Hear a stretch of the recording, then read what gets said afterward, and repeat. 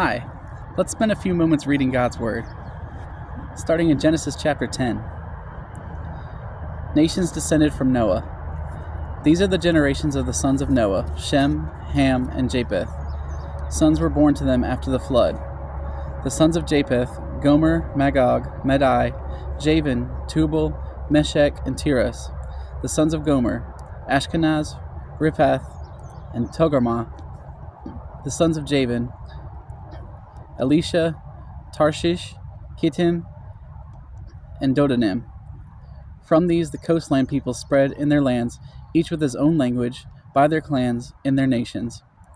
The sons of Ham, Cush, Egypt, Put, and Canaan.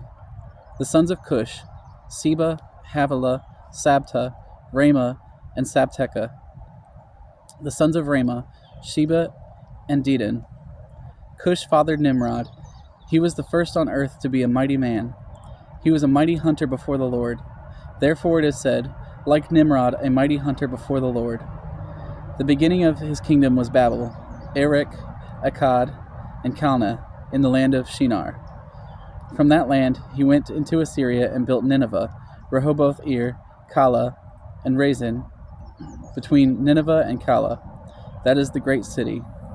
Egypt fathered Ludim, Anamim, Lehabim, Naphtahim, Pathrusim, Casluhim, from whom the Philistines came, and Caphtorim. Canaan fathered Sidon, his firstborn, and Heth, and the Jebusites and Amorites, the Girgashites, the Hivites, the Argites, the Sinites, the Arvadites, the Zemarites, the Hamathites. Afterwards the clans of Canaanites dispersed, and the territory of the Canaanites extended from Sidon in the direction of Gerar as far as Gaza, and in the direction of Sodom, Gomorrah, Admah, and Zibeon, as far as Lasha. These are the sons of Ham by their clans, their languages, their lands, and their nations. To Shem also, the father of all children of Eber, the elder brother of Japheth, children were born. The sons of Shem, Elam, Asher, Arpachshad, Lud, and Aram. The sons of Aram, Uz, Hul, Gether, and Mash.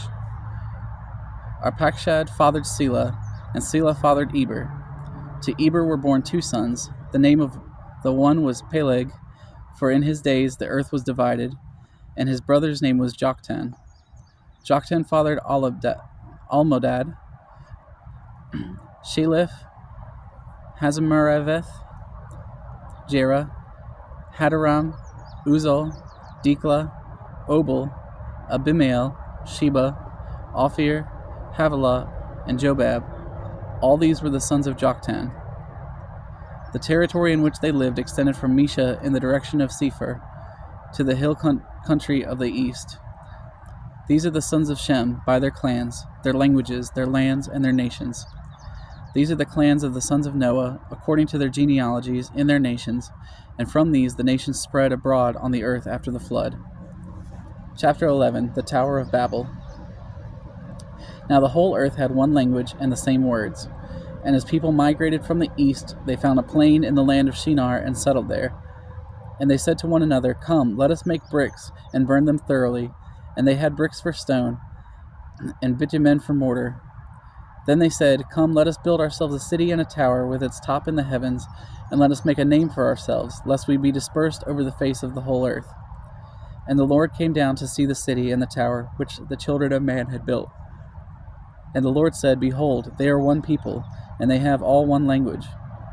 And this is only the beginning of what they will do. And nothing they can propose to do will now be impossible for them.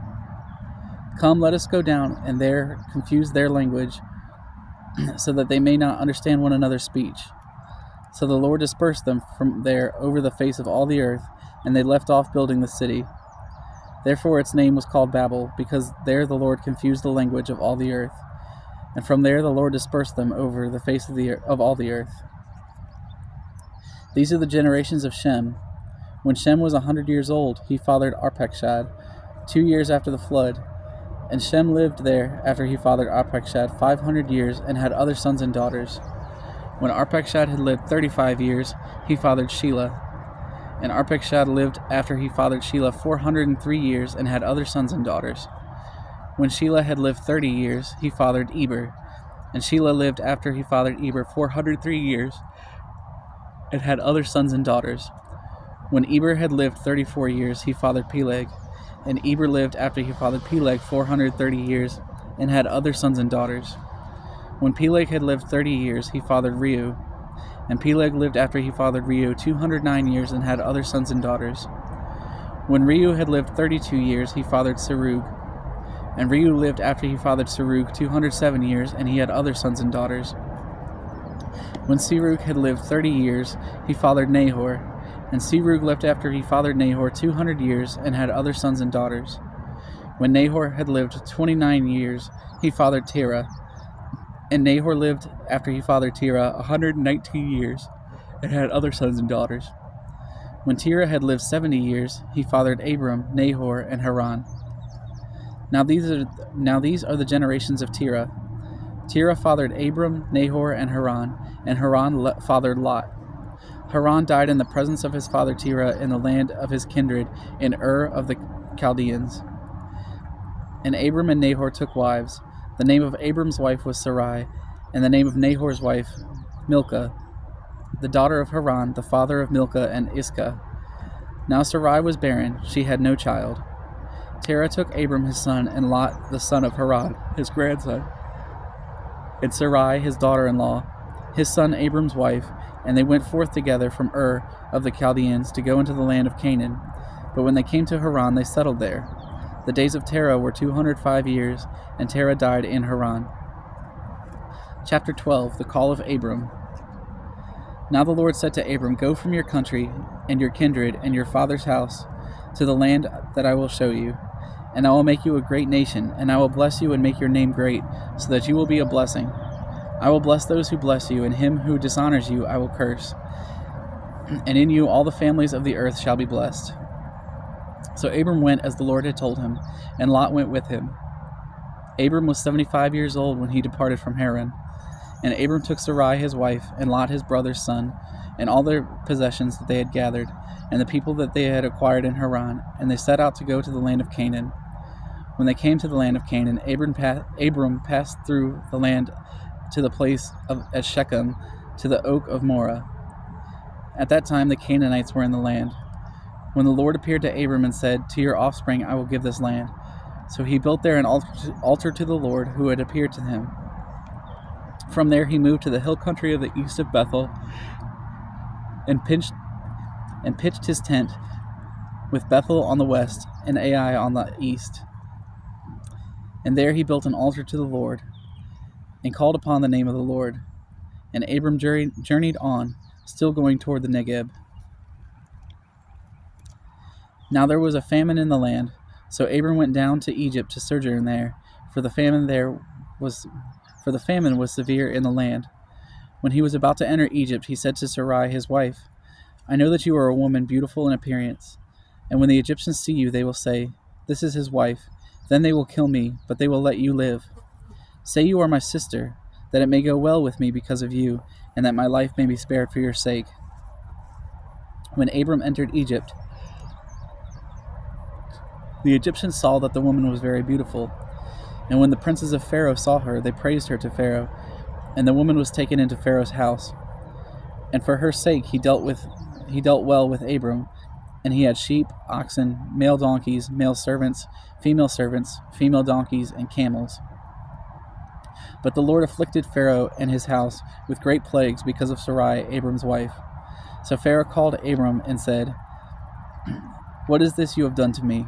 Why did you not tell me that she was your wife? Why did you say she is my sister, so that I took her for my wife? Now then, here is your wife. Take her and go. And Pharaoh gave men orders concerning him, and they sent him away with his wife and all that he had. Chapter 13. Abram and Lot separate. So Abram went up from Egypt, he and his wife and all that he had, and Lot with him into the Negeb. Now Abram was very rich in livestock, in silver and in gold, and he journeyed on from the Negeb as far as Bethel to the place where his tent had been at the beginning, between Bethel and Ai, to the place where he had made an altar at the first. And there Abram called upon the name of the Lord, and Lot, who went with Abram, also had flocks and herds and tents, so that the land could not support both of them dwelling together, for their possessions were so great that they could not dwell together. And there was strife between the herdsmen of Abram's livestock and the herdsmen of Lot's livestock. In that time the Canaanites and the Perizzites were dwelling in the land. Then Abram said to Lot, "Let there be no strife between you and me, and between your herdsmen and my herdsmen, for we are kinsmen. Is not the whole land before you? Separate yourself from me. If you take the left hand, then I will go to the right, or if you take the right hand, then I will go to the left." And Lot lifted up his eyes and saw the Jordan Valley as was well watered everywhere, like the garden of the Lord, like the land of Egypt, in the direction of Zoar. This was before the Lord destroyed Sodom and Gomorrah. So Lot chose for himself all the Jordan Valley, and Lot journeyed east. Thus they separated from each other. Abram settled in the land of Canaan, while Lot settled among the cities of the valley and moved his tent as far as Sodom. Now the men of Sodom were wicked, great sinners against the Lord. The Lord said to Abram, after Lot had separated from him, "Lift up your eyes and look from the place where you are, northward and southward, and eastward and westward. For all the land that you see I will give to you and to your offspring forever. I will make your offspring as the dust of the earth, so that if one can count the dust of the earth, your offspring can also be counted. Arise, walk through the length and the breadth of the land, for I will give it to you." So Abram moved his tent and came and settled by the oaks of Mamre, which are at Hebron, and there he built an altar to the Lord. Thank you for watching. Thank you for listening. Thank you for hearing.